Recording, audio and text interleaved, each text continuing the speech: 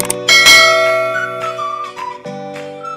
guys, welcome back to my channel. Kembali lagi di channelku Muhammad Suri Angka. Ya, kenapa kalian pasti sudah bertanya-tanya, kenapa aku pakai masker, kenapa aku recordnya seperti ini ya?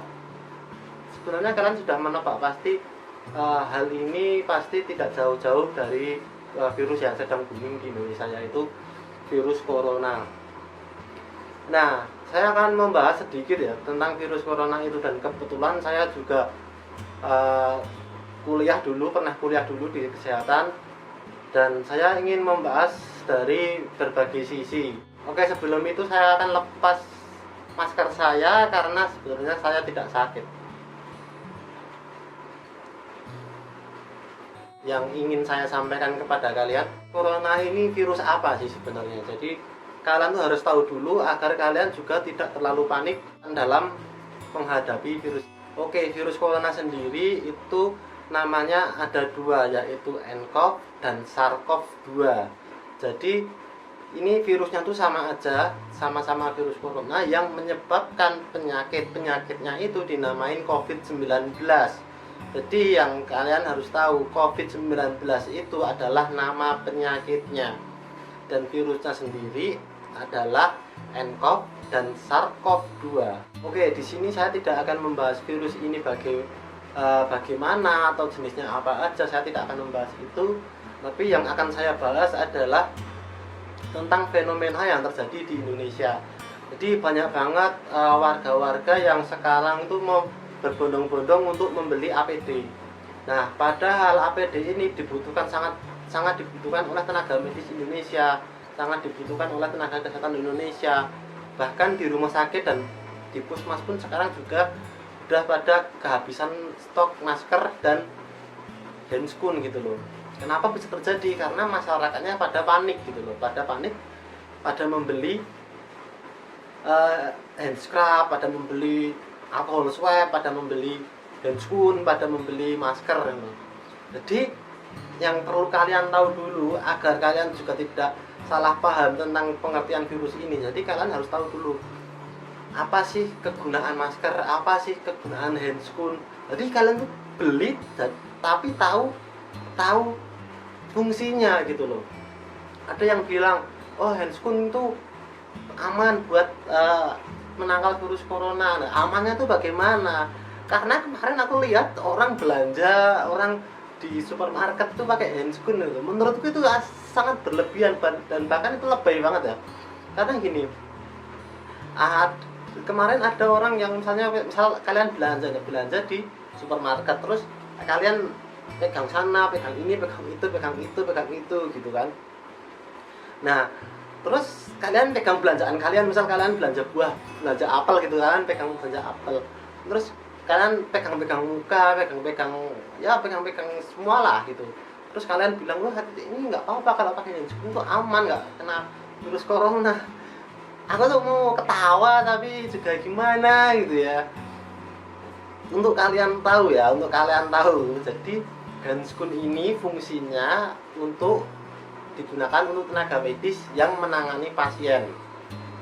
Jadi handscoon ini sebenarnya itu sekali pakai aja, satu pasien satu handscoon. Jadi misal saya ambil darah di pasien A. Ketika saya ambil darah di pasien A, nah saya hanya boleh memegang pasien A itu dengan handscoon satu pasang gitu loh. Jadi untuk pasien B, pasien berikutnya, saya tidak boleh menggunakan handscoon yang sama, karena itu sama aja ibaratnya saya menulari. Bisa saja handscoon itu ada infeksius dari pasien A, saya pegang-pegang pasien B, kan jadi yang B awalnya sehat jadi malah sakit gitu loh. Itu yang pertama. Jadi salah konsep kenapa orang-orang pada beli handscoon tapi ngerti cara pakainya aja enggak gitu loh. Saya gimana ya, mau kesel juga, gimana, prihatin banget lah saya dengan kejadian seperti ini. Dan sebenarnya handscoon ini yang sangat membutuhkan ya tenaga medis, tenaga kesehatan di Indonesia yang sekarang mungkin sedang kekurangan APD gitu kan. Nah itu yang pertama, handscoon itu. Jadi jangan sampai kalian tuh orang awam tapi malah beli handscoon, memborong handscoon, sedangkan orang yang terjun langsung ke lapangan sebagai garda depan kehabisan handscoon, jadi malah nggak bisa praktek, kan kalian juga sendiri yang rugi dan orang lain juga rugi gitu loh. Yang kedua, saya sangat apresiasi sekali terhadap tenaga medis Indonesia, tenaga kesehatan Indonesia yang sudah berjuang, entah itu di garda depan, entah itu di garda belakang. Dan saya sangat berterima kasih karena mereka sungguh benar-benar sudah berjuang sampai titik darah penghabisan untuk melawan corona ini. Dan yang kalian tahu ya, asal kalian tahu aja, tenaga medis Indonesia itu sangat secara psikis juga sangat tertekan karena pandemik virus ini gitu loh. Jadi kalian tuh jangan menambah-nambahi dengan kalian memborong masker, kalian memborong handscoon, memborong alcohol swab.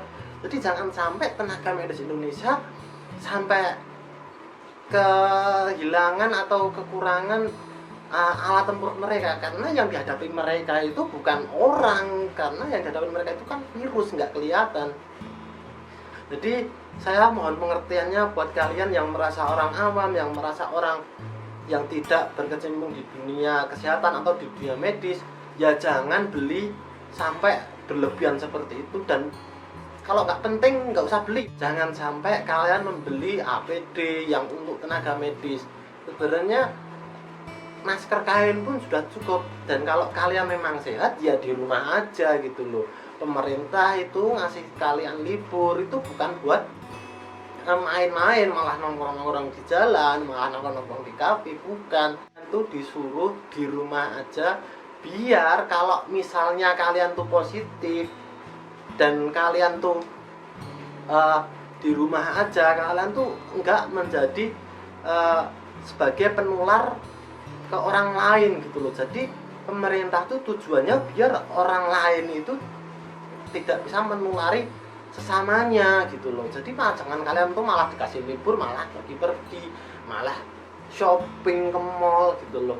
Nggak apa-apa kalian keluar, misalnya kalian mau ke Indomaret atau mau beli bahan-bahan pokok, tapi seperlunya, habis itu pulang gitu loh. Jangan sampai kalian malah nongkrong nggak jelas, kemudian nggak jelas loh.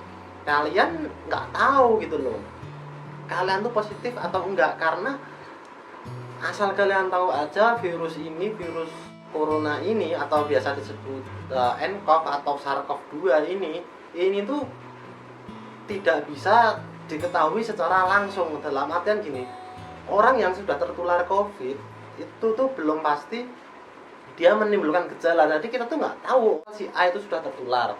Nah, si A itu bisa juga tidak menimbulkan gejala, karena dalam virus itu ada masa inkubasinya, ada window periodnya. Jadi window periodnya itu 1 sampai 14 hari.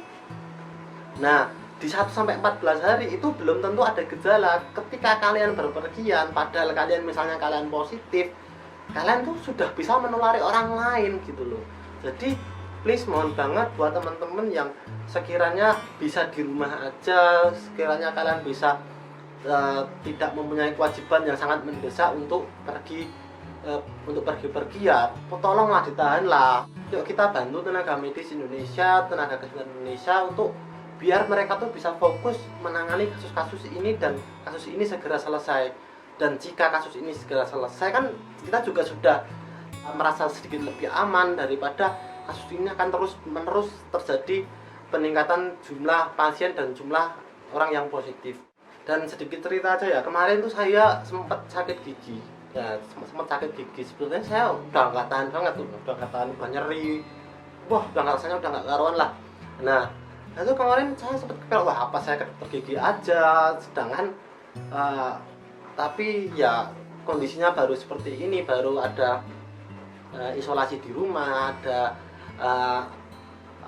gerakan di rumah aja. Nah, itu tuh kalian tuh harus agak sedikit mikir 2 kali ya untuk ke tempat-tempat seperti rumah sakit atau puskesmas yang kalian tuh sebenarnya tuh nggak perlu banget. Dan kemarin pun saya pun akhirnya cuman konsultasi pada dokter gigi lewat WA gitu, untuk menyarankan untuk misalnya untuk kumur-kumur pakai air garam, atau kalau misal masih terasa sangat nyeri pakai paracetamol seperti itu. Jadi saya pun sendiri pun juga menahan rasa sakitnya seperti itu gitu loh. Jadi buat kalian yang memang tidak terlalu berkepentingan atau tidak terlalu mendesak, jangan ya sebisa mungkin hindari kerumunan dan jangan sampai kalian menulari orang lain. Jadi kita tuh harus bersama-sama melawan corona. Buat kalian yang orang awam ya tetap di rumah aja. Kalian bisa melakukan banyak hal juga kok di rumah. Kalian bisa misalnya nyuci piring, atau kalian bisa berolahraga, atau kalian bisa misalnya main game, atau kalian ya sebagai mahasiswa atau sebagai pelajar kalian bisa belajar atau atau bikin YouTube kayak gini. Terserah lah kalian mau ngapain, yang penting tuh di rumah aja gitu loh. Kalau kalian tidak dalam kondisi terdesak ya nggak usah keluar gitu lah. Hargailah mereka yang sudah berjuang di garda terdepan. Saya sungguh sangat mengapresiasi buat teman-teman yang sedang berjuang di sana, sedang berada di rumah sakit, sedang berjuang di garda terdepan untuk melawan virus ini. Semoga diberi kesehatan, semoga diberi kelancaran dalam pekerjaannya, semoga dimudahkan rezekinya, semoga dipanjangkan umurnya, dan semoga terhindar dari penyakit COVID-19. Oke, itu saja dari saya poin-poinnya tadi. Pokoknya kalau bisa kalian tuh di rumah aja, jangan kemana-mana. Jangan sampai kalian yang merasa sehat terus keluar, saya nggak sakit, saya sehat kok, jadi saya nggak apa-apa keluar gitu. Jangan sampai punya pemikiran seperti itu, karena kalian bisa aja tidak menimbulkan gejala dan bisa menularkan orang lain.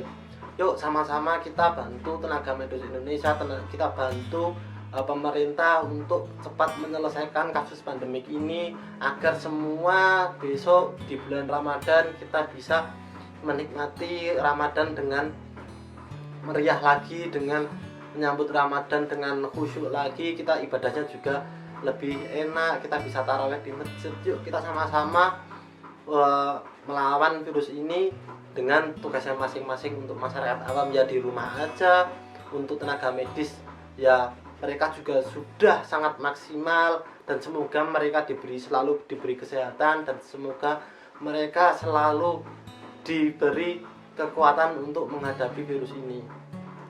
Bahkan tidak sedikit dari mereka, ada juga kemarin cerita perawat dari Jakarta, itu dia pulang ke kosannya ditolak sama ibu kos, dan lalu akhirnya dia gara-gara dia menangani kasus COVID ini, dia nggak boleh kos di tempatnya lagi, dan dia terpaksa harus nginap di penginapan. Dan itu sangat membuat saya pribadi juga sangat kaget ya, sangat terpukul. Mental tenaga medis dan tenaga kesehatan di kasus ini sangatlah diuji. Jangan tambah beban mereka dengan kita nambah keluyuran lah, kita nambah nongkrong, dan yuklah kita saling menghargai, kita saling bahu-membahu untuk melawan virus ini dengan cara kita di rumah aja. Oke, sekian dulu dari saya, semoga videonya bermanfaat. Jika videonya bermanfaat, kalian boleh share ke teman kalian agar kalian juga mengerti, dan mudah-mudahan juga kalian juga mengerti ya, apa yang saya sampaikan ini bisa menyadarkan orang-orang di luar sana yang mungkin masih belum mengerti tentang bahayanya atau cara kita bersama untuk menghadapi virus ini. Oke, sekian dulu dari saya. Assalamualaikum warahmatullahi wabarakatuh. See you.